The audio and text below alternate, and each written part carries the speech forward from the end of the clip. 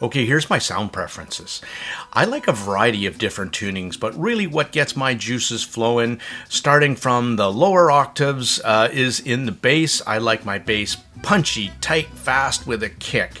I like a little bit of energy down there, maybe a little bit of warmth, but not too much into the getting into bass bleeding. It's got to have enough weight to make male vocals, make piano, cello, percussions, have the right tonality.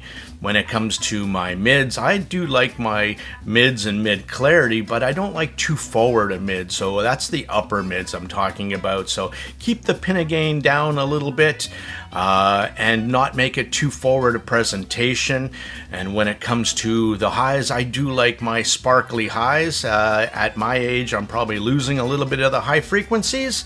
But not too much where it's sibilant and in your face. So that's what I like.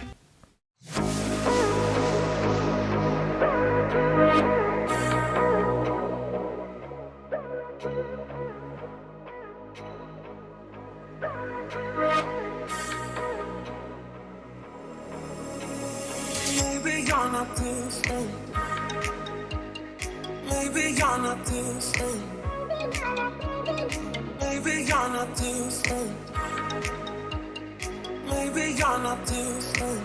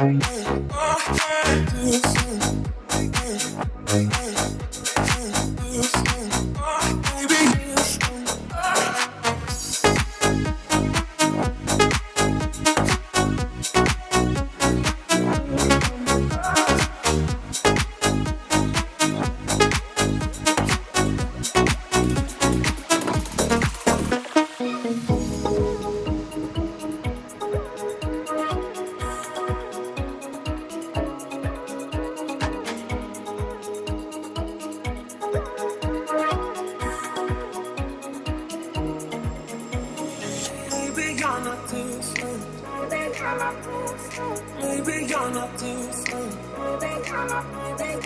Maybe you're not too soon. Maybe you're not too soon.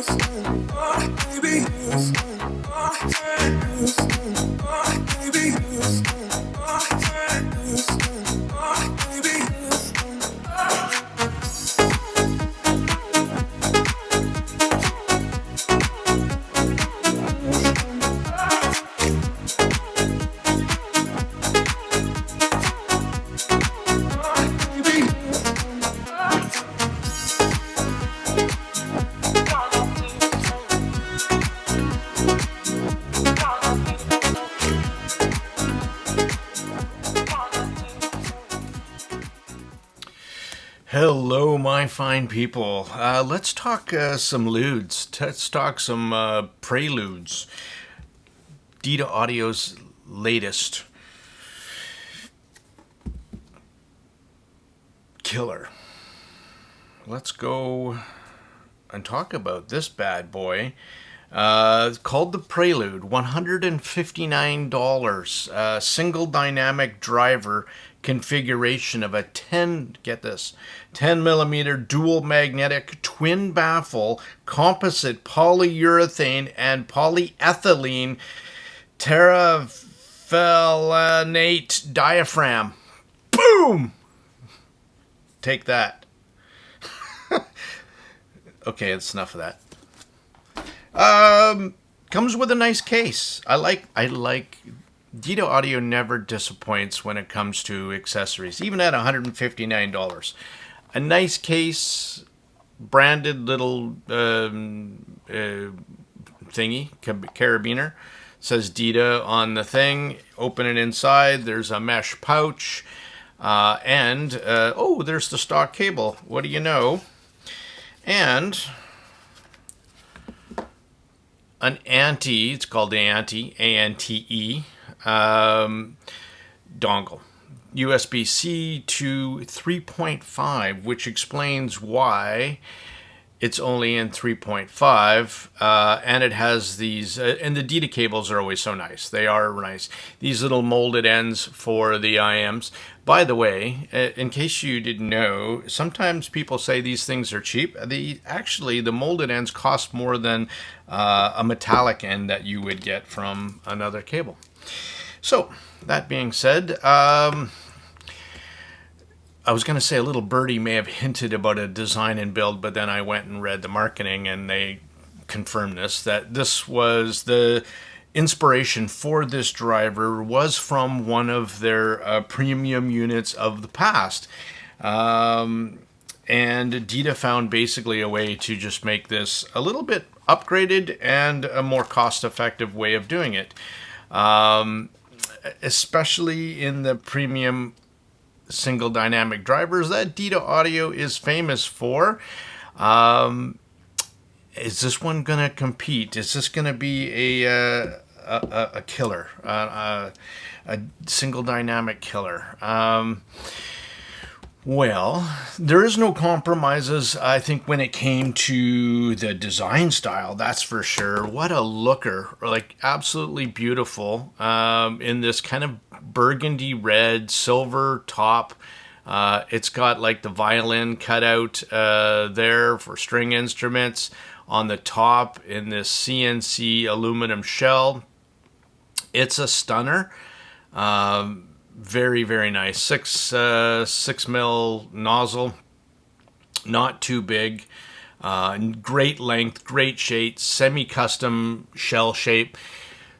Just simply gorgeous. A couple vents on it. No driver pressure for me. Absolutely. And again, little things, little touches. Again, I look for. It says right. It says Dita Audio on it.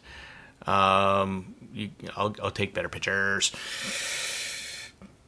I got it on this cable. It's a GY audio cable that I really like because it's in 4.4, and I was listening to it off my iBasso DX340 and AMP14, which is only 4.4 in the new tube card. I also was listening to it off the DC Elite for a little bit more analytical source, and I listened to both of those to get my impressions. So this driver, to start off this review, I'm conflicted. No, I wasn't really conflicted. I went flip-flop back and forth from the initial honeymoon stage to I'm not sure to I don't know if I really like this thing to then listening to against other ones like the Himalaya and my number one, which happens to be in a single dynamic, the Dita Audio MECHA. So I spent some time listening to this in stock form, and I'll talk about that in a little bit here. And with the against the Himalaya that I've kind of honed to my preferences with the SimGot tuning kit, nozzle and filters and some foams. And then the Dita Audio MECHA as well, which I've also kind of put a filter on the nozzle to tame down some of those upper mids. Here's a graph stock of the MECHA, just like the Project M and the MECHA and now the Prelude. Dita does love their upper mids. And that is wicked for when you want to bring out clarity and details in the music. Now, something else a little bit interesting in this one, and why I love the MECHA so much, just for some texture and So I love the bass of the Mecha, and I love its energy down there. Now the Prelude is very similarly tuned, except for a bunch less bass. What does that do to the sound? Well, if we're talking about just the Prelude here, it's a bit leaner down below, but the interesting thing about this dynamic driver is it's very capable and it's very controlled. That's one thing I noticed right off the bat. But just like a lot of single dynamic drivers, it also scales incredibly well with power. And that really came into play, and I'll talk about how it sounded with this dongle in a bit. It's pretty fabulous that Dita Audio did include that little dongle to make it available for everyone. Like if you didn't have a headphone jack or a dongle, now you did, and you were good to go, right? For $159, it's pretty awesome. But how did it sound with that? It didn't sound great. And I'll get to that in a bit. Now I really like I'm a big timbre of instruments. Like they have to sound correct to my ears, and for the most part, they certainly did on the Prelude. Where I noticed it didn't meet my happy zone was probably in piano on some songs, and where it's funny because male vocals sound pretty good and weighted. I found I was looking for a bit more energy down below, more thickness, a little bit more warmth, maybe a little bit something there. And a lot of that has to do again with the upper mids and the ear gain, and all of our ears are different and we're going to hear differently, but that upper mids do push down what your brain and your ears perceive in the bass shelf. So that's just natural for us to do. So then I was listening to this and I started playing around. Just like the Mecha, I ended up putting a Tantrum oxygen filter on the nozzle, and I absolutely love that, the way it sounds as is like that. But not as much stock, because it just knocks down the upper mids. And again, here's a graph of what that happens when you do that. It just kind of knocks down, tames down the upper mids for me, and that's kind of what I needed, and brings up the bass shelf. So when it came to the timbre, again, of a piano, note weight I found was slightly thin in stock form, close to correct. But again, when I threw that nozzle filter on, then it sounded a lot more balanced and a lot more correct to my ears. So why was I spending so much time and work listening to the filter? Is because I really wanted to get a sense, and I was this one I took a long time to listen to. So I was listening to stock, nothing done to it, no filter. And then the nozzle filter to really wrap my head around this IM. And I think it's really quite amazing. And again, it depends on your preferences. If you like a little bit more upper mids, then you're just gonna love this one to smithereens. It's still not shy in the bass, though the bass shelf is below the ear gain. This driver really comes to play. And I really found that very, I don't know, what would I say? Well, let's give you some impressions of what I thought it sounded like stock to give you an idea. So I thought the bass was really tight, but again, compared to the $900 Mecha, it was a bit lean in comparison.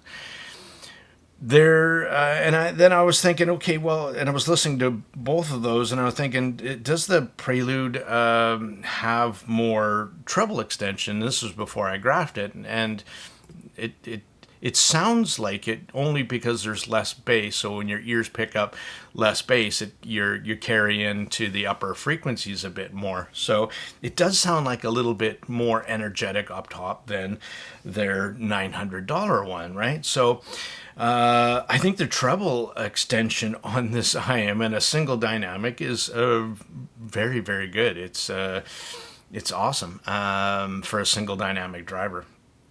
The upper mids are clearly elevated and brings forth some clarity and good details. And you can appreciate that because I appreciated it with the Prelude driver because it really stays in control. Has excellent traits to project a very dark background with very low distortion. So the driver quality is very good, even at volumes. And when you pushed it up quite high, the driver, even on bass heavy tracks, because it wasn't saturated or anything, it stayed very, very much in control. So if you're sensitive to upper mids like me, you might want to consider my simple mod, which is adding that 500 level 4.8 millimeter filter. You can either buy the tension oxygen filters or 500 level 4.8 mil mesh filter for the nozzle. I'll put a link in the description of the one I picked. What does the filter do? Just to talk about that, tames the upper mids down, corrects out some of the balance, brings up the bass, presence, and adds some more tonal weight to male vocals, instrumentals like piano, drums, and make them sound a little bit more natural. That was my observations. Listening to the DX340 and Amp 14 with the new tube, it's a bit of warmer source, so I think the Prelude does like a warmer source versus a more analytical source like the DC Elite from my basso. I think it sounded definitely better on that. The Kai designs, again, with the tubes, the Jan tubes, again, I really liked it there. Listening to some tracks, the new track by XG, this driver sounds super controlled and on the bass, and it is just super clean, and the vocals are engaging, so natural sounding, which is another feature I really like about the Prelude. Listening to some rock, because I'm a big rock fan. Wishing You Would Stay, the Tea Party. Again, for a rock, I think it's a great choice. Super clean again, natural vocals, filter versus stock. Again, I'm going to throw in that little comparison. Stock favors female vocals. And when you put that filter on the nozzle, it balances out considerably with better vocal weight. So that's what I found as well.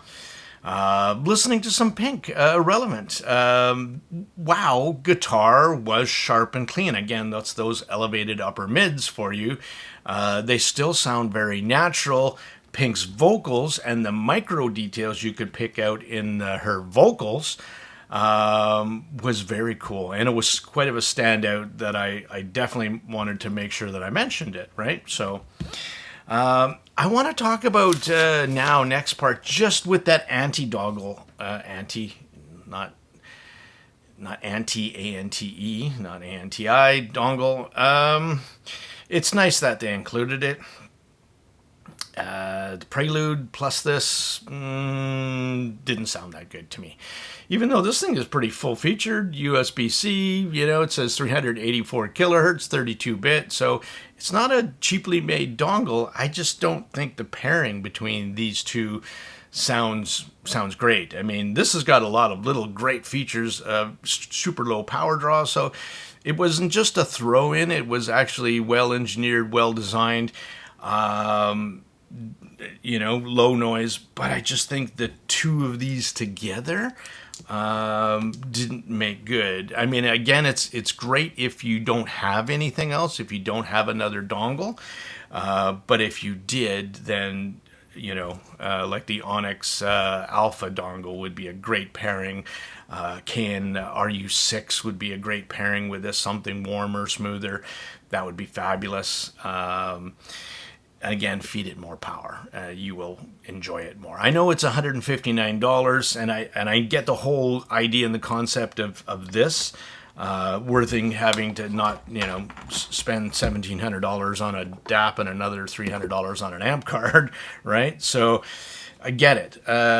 Even if you put it on the, what did I have it on, the Shanling M1 Plus, significantly better improvement over the dongle. That's kind of my point. The sound of this and why I didn't think it sounded great with this and that, well, it kind of pushes the mids forward even more. And that's when I really noticed that difference when I threw it on a DAP and I put on the Shanling M3 Plus, and it just in the mids, it doesn't add anything in the coloration of the mids, where this little dongle was actually pushing the mids more forward, right? I think a lot of times Hibi DAPs do that as well. That's one of their natures of their apps, so of their DAPs. So I think, again, just to sum up, the ANTE is a great addition to the terrific package of accessories that Dita Audio throws in. Perfect for those without anything else, with a dongle or a DAP, and it allows you to play it on any of your devices. So good job, Dita Audio, for that. But if you have something else, use it, right? That's my point. Now, switching back to some other IEMs, one of my faves that I'm going to pair to is this one is the NiceHCK Himalaya. I really like this one. It's a bit thick and a bit warm. There's a bit of bass bleed in this one. These are all metal shells again. They're quite weighty. They're quite heavy. Beautiful, again, semi-custom design shells. They're a little bit smaller in size-wise to the MECHA, but the MECHA is like half its weight too. So Live and Let Die. I was listening to the Royal Philharmonic Orchestra. On the comparison, so the Himalaya is $329, so almost double the price. Again, it had nozzles that you could swap out and change its tuning, which in this case was nice because, again, I kind of liked knocking down some of those upper mids, and it let me do that quite easy. So listening to this track on some orchestra, I noticed that the stage is what I was listening for here. Was bigger and wider on the Himalaya. So what would you get if... So when Dita is saying, is this a giant killer? Well, I'll throw that in the conclusion. My honest opinion is no. It's a fantastic IEM. It just may not be a giant killer. Which one would I pick up more for my personal taste and my preferences? Well, I have the MECHA, and so that's number one. But the Himalaya, if I wanted a warmer, kind of thicker sound, I would pick up the Himalaya. Again, that's for me. What's your preferences, right? But I noticed the treble extension on the Himalaya was better, more defined. The mids are fuller. Again, here's a graph, just to show you as an example, a template, right? To give you an idea. So drum sounded on that orchestra track more proper, or proper. And then on the Prelude, it does sound a bit thin. Do they sound still good? Yes, they do. But again, I like the more fuller sound of the drums on that particular track on the Himalaya. And the other thing I noticed too is, again, when you have it more balanced, so not less bass and more upper mids, and they're more balanced like this, and you get a little bit more V, you also get more dynamics. And I'm not talking micro details here, though that, again, was better on the Himalaya, but I'm talking about in orchestra music, you have very quiet passages, and then you ramps up, and it's like, I was listening to Live and Let Die, right, from James Bond, so it was designed to elicit emotion, and in the soundtrack, in the movie. And that's more dynamic with the Himalaya than it was with the Prelude, is what you could pick up. It was more layered, and it was intended to elicit emotion, and it does better on the Himalaya than it did on the Prelude because, again, there was more equal amount of balance and of bass and upper mid. So and you're listening to some male vocals and stuff like that, you can definitely pick up some bass bleed on the Himalaya. Again, I don't mind some of that. It's not bad for me. I like it. But if I wanted a more accurate playback, then the Prelude would probably closer to more natural, right? So less warm and clean is the Prelude versus the Himalaya. That's my takeaway on that one. Now, what about the $900 MECHA, right? Again, very similar tuning, stock, except for the bass shelf goes up. And that's the interesting part. So if we were to compare these three, the Himalaya, the MECHA, and the Prelude, the bass shelf on the MECHA is right in between the two. It's that perfect mix and more energy down below and kind of the same kind of ear gain into the upper mids. Though I do like, again, the MECHA with a nozzle filter to tame down some of those upper mids. But that's a phenomenal. It's $900 for a reason in that titanium shell with that wicked magnesium driver, and it's a phenomenal driver, and it's why it's probably $900. So it's also more V-shaped as well because of that bass. Does it make it as clean into the lower mids?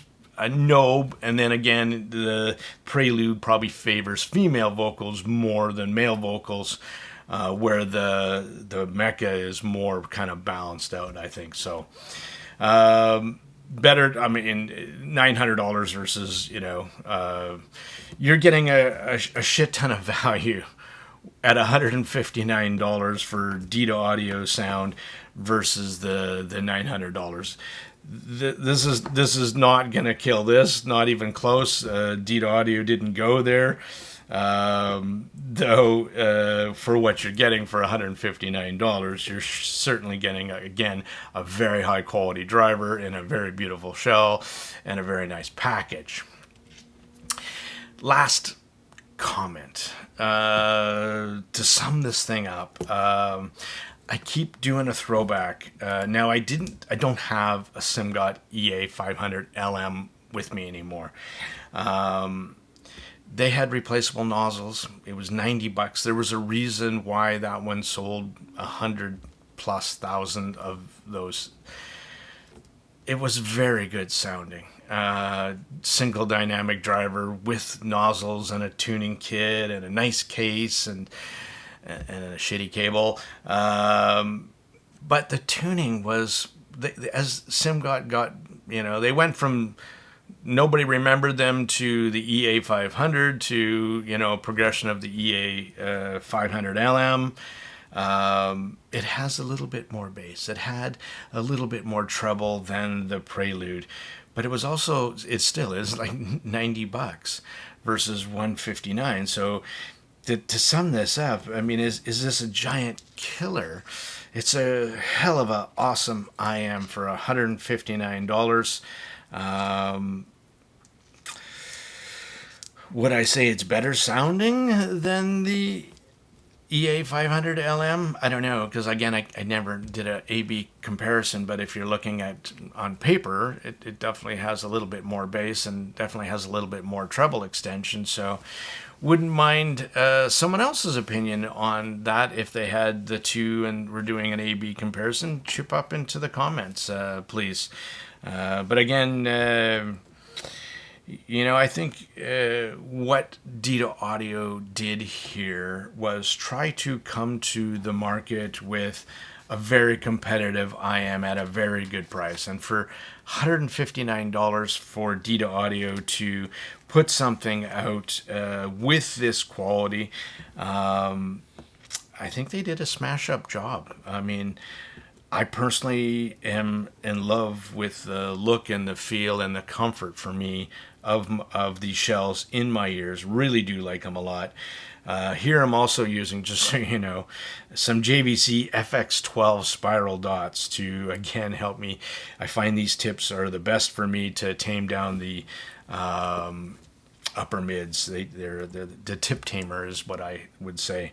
But really came away with enjoying this one quite a bit. Do I wish This one had a little bit more energy down below for my preferences. Yes. Do I wish it had a little bit less upper mids? Yes. And again, I fixed some of that with a nozzle filter. For my preferences, that's what I like. But again, they got to make this for the masses, right? Not everybody's treble sensitive. Some people love that extra energy up top for that clarity and that resolution, and that's what the Prelude will bring to the table for you. So crisp, clean, dynamic IEM with and again, if I made it sound like it doesn't have a lot of bass, I didn't come across correctly, because it actually does. The bass is well controlled and well textured, and when there's bass, especially sub bass in the mix, the Prelude comes to play out hard when you're feeding it power.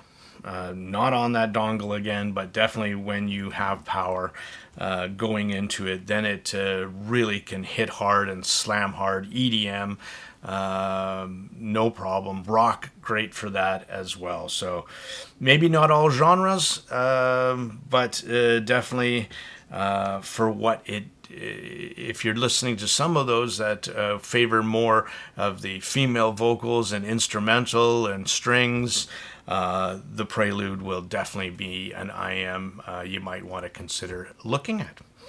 This is a Tone Deaf Monk. I'm out for now. Thank you.